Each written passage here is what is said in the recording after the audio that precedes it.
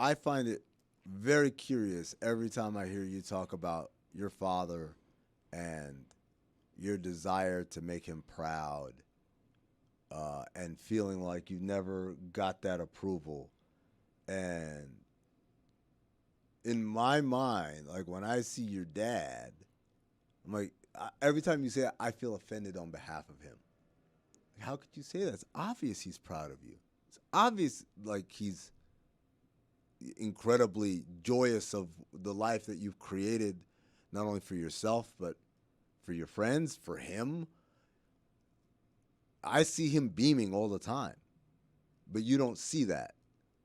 And part of it is that the mental block of, you, like, kind of like my kids, you just see dad as dad.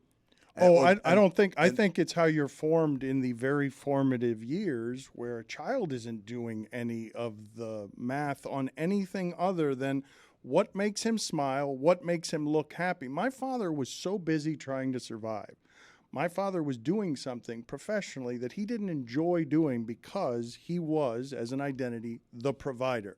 He was coming home at night, every night, complaining about his boss, complaining about work. He was not somebody who was doing something that looked like pleasure to a child. So I'm trying to please someone who doesn't show pleasure in the way a kid would do the math on what pleasure is. So now what am I doing? I'm just failing all the time. All I'm doing, you talked about not good enough, the not good enough. My not good enough comes right from there. It comes from, well, hey, Dad, look at what I'm doing. Look at what I'm doing. And I still struggle with this. My wife walks me in from this in my 50s, where I still will not get to understanding and accepting with, Dad, why don't you just share this with me in a way that can be spoken and felt? And But you don't sense it? I don't see it the way that you guys do. He quit the television show. He also, but then he can also be tired of the shit. Like, understood. Both can exist. But I'm sitting here. Do you understand? Like, this is the true story of how it is that Highly Questionable came to be. I'm not even making this up. This is exactly how it happened. My father loses his job, and at 57, 58, as being the provider, loses his identity, shows up at the office, all his shit is in a garbage can. That's it. His career is over. Mm-hmm. It's done. Now he's spiraling at home, and my mom doesn't know what to do with him, and the guy who identifies as a provider can't just be puttering around doing nothing with no identity, not knowing what to do. So the idea of putting him on the television show was, how do I get my father, who needs some rigid patterns, who needs some scheduling, who's been going to work every day from 8 a.m. to 6 p.m., what can I do to make sure that my parents are good and that that retirement for them isn't me or my family having to pick up a whole bunch of pieces because my father's going a little bit crazy? And so that was a gift to him and a contrivance and work in television that I didn't even particularly want to do necessarily, just in order to make sure that our family wasn't destroyed because my father would have gone a little bit nuts retiring that way. How did it change the dynamic for you in terms of, at that point, then you become the provider? You provided him with a job. Well, what was funny about it is you guys noticed some sort of pride and radiance. All I noticed was a guy who was complaining every day about something. He was complaining about something. Like, I was never the boss to him. I was always his son. Right. So whatever frustrations we were having on the show in between edits were always because he wasn't totally on board with the idea of, Dad, I'm in charge with how this gets shaped. I need you to sort of play within these rules of what I'm creating. And his answer was no in all the various forms. Yeah. Well, see, it's so weird to me, man, that, like, you describe things and at every turn I'm like, I kind of see Gonzalo's point, man. Like, it's hard, man. It's hard to even fathom it. Not necessarily subjugate, but just fathom it. Like, wait a second. Like you said, he's talking to you. He's talking to his son. He's talking to his son. And he's complaining because it's a job, Dan.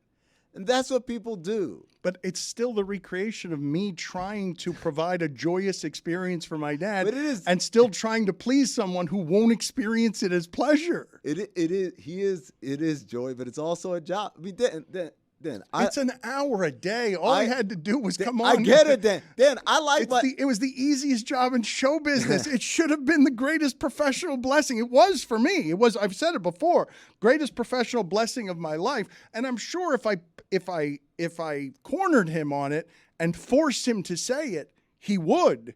But he hasn't said it. Sure. Like, he ain't volunteering it. And no matter where it is that I try to sort of get it from him, I do not get it. Dan, I worked at ESPN for 8 years, right? And for, I would say, 6 of those years, I thought it was a great job.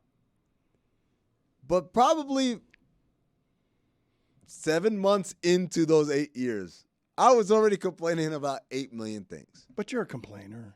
So's your dad. That's what happens, man. Like, that's my point. It's like, sometimes people take that reaction as, oh, they must be unhappy. But it suggests insufficiency. No, if I'm providing this thing for him that is really it is an enormous act of love, and was for me the most principled of utopian noble things of trying to age with grace next to my father and have that shared with America.